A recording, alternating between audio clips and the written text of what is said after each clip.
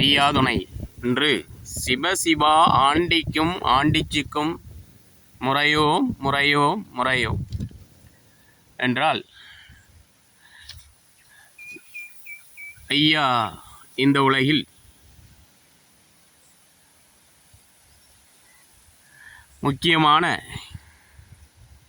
முக்கியமான நதிகளிலெல்லாம், அதாவது தாமிரபரணி, காவிரி, வைகை, சிந்து நதி போன்ற முக்கிய நதிகளிலெல்லாம் தோன்றிய மனிதர்கள் எல்லாம் இந்த குருமார் இயக்கத்தில் சேர்ந்து மன்னர் பரம்பரை என்கிற ஒரு பரம்பரை மூலம் அவர்கள் உருவாகி வளர்ந்து கொண்டிருந்தார்கள். அந்த முக்கியமான நதி பெருக்கெடுத்து ஓட சின்ன சின்ன நதிகளிலெல்லாம் தோன்றிய உயிர்கள்தான் இந்த மனிதன். ஆண்டியும் சிவசிவா ஆண்டிக்கும் ஆண்டிச்சிக்கும் முறையோ முறையும் என்றால், அந்த சிற்று நதிகளில் முகப்பு துவாரங்களிலும் பிறந்த மனித குலங்களுக்கு ஆன அன்னையும் அப்பனும் தான் ஆண்டியும் ஆண்டிச்சியும். அப்படி தோன்றிய இப்பொழுது நம்பியாறு, கோரையாறு, இப்படி ஒவ்வொரு பெரிய நதிக்கும் பல சிற்றாறுகள் இருக்கும். இப்படி சிற்றாறுகள் தோன்றும் இடத்திலும் இந்த மனித உயிர்கள் தோன்றி தனது குடும்பங்களுடன் நன்றாக வாழ அந்த இயற்கை உதவி செய்து வந்தது. அப்படி வாழ்ந்து வந்த மனித இனங்கள் தான் இன்று இந்த நாடே ஆட்சி செய்யும் அளவிற்கு அவர்களை ஏமாற்றி வாக்குரிமையை உருவாக்கி அந்த அடிப்படையில் நாடு இயங்கி கொண்டிருக்கிறது. அப்படிப்பட்ட மனித உயிர்களுக்கு மூலமாக இருப்பவர் தான் அன்னையும் தந்தையும். அவர்களைத்தான் ஐயா சிவசிவா ஆண்டிக்கும் ஆண்டிச்சிக்கும் என்று குறிப்பிட்டிருக்கிறார். அப்படி தோன்றிய இந்த சிற்று ஆறுகளின் குறைந்தபட்சம் ஒரு 6 மாதம் நீர் வரும். அந்த நீர் வற்றியவுடன் காடை நோக்கி இந்த உயிரினங்கள், இந்த மனிதர்கள் பயணம் செய்து தன் குடும்பத்தை காப்பாற்றி வந்தார்கள். அவர்களுக்காகத்தான் இந்த உலகில் தானியங்களை தோற்றுவித்தார். நீர் அதிக இருக்கும் பெரிய நதிகளிலெல்லாம் நெல்மணிகள், அந்த சிறு தானியங்கள் உருவாகி கொண்டிருந்தன. ஆனால் நீர் குறைவான வற்றியவுடன் உருவாகும் தானியங்கள் எள்ளு, காணம், கொண்டகடலை, சிறுபயிறு போன்றவைகள் இந்த சிற்றாறுகளின் படிமானங்களில் உருவாகியிருந்தது. இதை அதிகமாக பயன்படுத்தி வாழ்ந்தவர்கள்தான் காட்டரசன் என்று சொல்லக்கூடிய நமது இனங்களை எத்தனையோ பிரிவுகளாக இந்த நாட்டில் பிரித்து வைத்திருக்கிறார்கள். அதில் முக்கியமாக தோன்றியது ஐயாவளி. அதற்கு முன்பு இந்த உலகில் எவ்வளவோ வஸ்துக்களை இந்த மனிதன் நீண்ட நாள் சாப்பிட்டு நீண்ட நாள் நல்லபடியாக வாழ்ந்து வந்திருந்தான். அதில்தான் இந்த தானிய உணவு முறைகள், அதுவும் பனம்பால் என்று சொல்லக்கூடிய கல்லு வகையையும் ஐயா உள்ளே குறிப்பிட்டிருந்தார். அப்படி அனைத்து ஆயிலையும் வளர்க்கக்கூடிய கல்லும்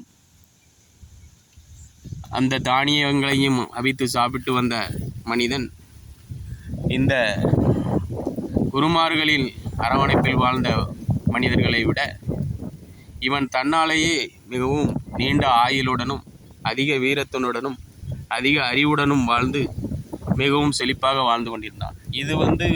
இவன் இப்படி வாழும் வாழ்க்கை முறையானது அந்த முக்கியமான நதிகளில் வாழும் மக்களுக்கு தெரியாது. என்றால் இங்கே உள்ளே வந்தால் விலங்குகள் தொல்லை அதிகமாக இருக்கும். ஆனால் இவன் விலங்குகளையும் இடமிருந்தும் பாதுகாத்து தன் குடும்பங்களை பெருக்கி வாழ்ந்து கொண்டிருந்தான். அப்படி வாழ்ந்து கொண்டிருந்த இனம்தான் இன்று உலகமெங்கும் பரவி கிடக்கிறது. இவர்களுக்கென்று ஒரு இயக்கம் கிடையாது.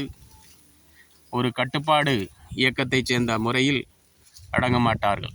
அப்படிதான் ஐயா வைகுண்டரை அடைத்து, நீ உனக்கென்று, அதாவது உலக நாடுகள் தலைவர்கள் அனைத்தும் இருந்து, குருமார்கள் முதல் அரசியல் தலைவர்கள் வரை இருந்து, மன்னர்கள் வரை இருந்து, பத்மநாபபுரத்தில் அவர்களை அடைத்து வைத்து சித்திரவதை செய்து வைகுண்டரிடம் ஒரு ஓலையிலே ஒப்பந்தத்தில் கையெழுத்து வாங்கினார்கள். நீ உன் குல மக்களுக்கு மட்டும் அறிவுரை சொல்லி ஒரு இயக்கமாக இருக்க வேண்டும் என்று. ஆனால் ஐயா ஐம்பூத நாராயணர் கண்ணுக்கு தெரிய மாட்டார் என்பதை இந்த உலகம் அப்போது என்னென்னலாம் இன்னலுக்கு உள்ளாகிறதோ அப்போதெல்லாம் அவர் ஒவ்வொரு மனித உருவில் தோன்றி வருவார் என்று ஒப்பந்தம் வாங்கிய அந்த நெட்டோலையில் கையெழுத்திட்டிருந்தார் வைகுண்டர்.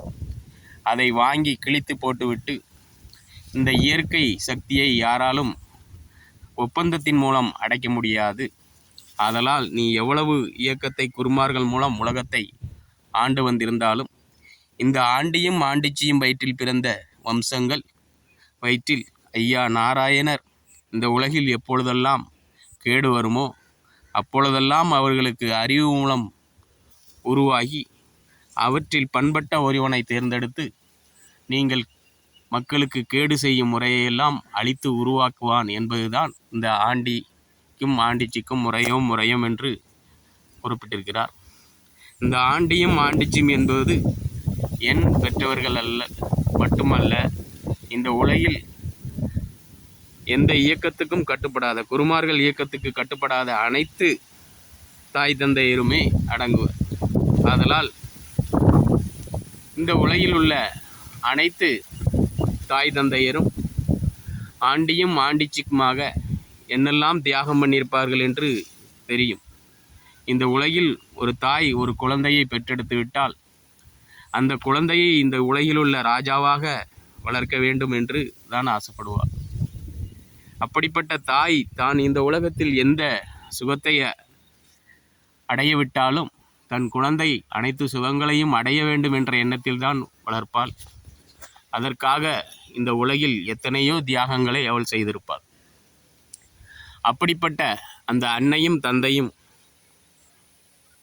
உடைய வழிமுறைகளை நாங்கள் என்றும் மதித்து அனைத்து உயிர்களுக்காகவும் நாங்கள் வாழ்வோம், ஒரு பொதுவான ஒரு தர்மயுகத்தை மலர்விப்போம் என்றுதான் ஐயா இந்த அடியை மக்களுக்கு புரியும்படியாக வைத்திருக்கிறார்.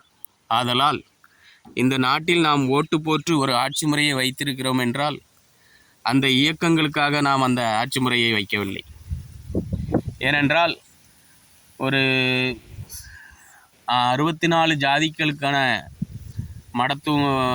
மடங்களும் அந்த முக்கியமான நதிகளில் பிறந்த ஜனங்களுக்காக அவர்களுக்கு உதவுவதற்காகவே முன்பெல்லாம் அந்த கோயில் மடத்துக்கு வருமானத்தை வைத்து அவங்க குலங்களுக்கு பங்கிட்டு வாழ்ந்தார்கள்.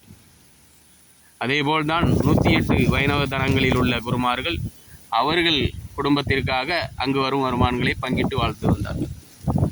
ஆனால் இயற்கையின் கோடையில் அனைவருக்கும் உணவு கிடைக்காத போதுதான் இந்த காட்டுக்குள் ஒரு கூட்டம் இருக்கிறது என்பதை அறிந்த அவர்கள் படையெடுப்பு மூலம் அவர்களுடைய தானியங்களையும் அனைத்தும் கொள்ளையடித்து அவர்களையும் கஷ்டப்படுத்தினார்கள். இப்படி அனைத்து கஷ்டத்தையும் உணர்ந்து வாழ்ந்த காட்டு ராசனாக வாழ்ந்த சான்றோர் குல மக்கள் இப்பொழுது இவர்களை வைத்துத்தான் அரசியல் என்கிற சாசன முறையை உருவாக்கினார்கள். கட்டுப்படாத இவர்களுக்காகவும் ஒரு இயக்கத்தை உருவாக்கி அதில் இவர்கள் வாக்களிக்க செய்து அந்த இயக்கத்தை முதலில் அரசாட்சியாக கொண்டு வந்தார்கள், அரசியலாக.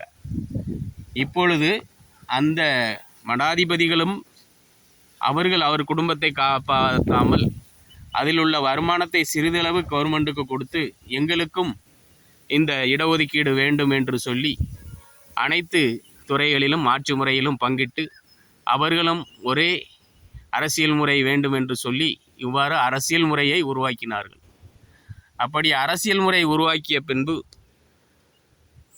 அவர்கள் நாம் கோயிலுக்கு கொடுக்கும் வருமானத்தை 70-80% வைத்துக்கொண்டு ஒரு 20% கவர்மெண்ட்டுக்கு கொடுத்துவிட்டு மிச்சத்தை அவர்கள் கொளுத்த வசதியுடன் சாதாரண மனிதனைப் போல் தான் வாழ்ந்து கொண்டிருக்கிறார்கள்.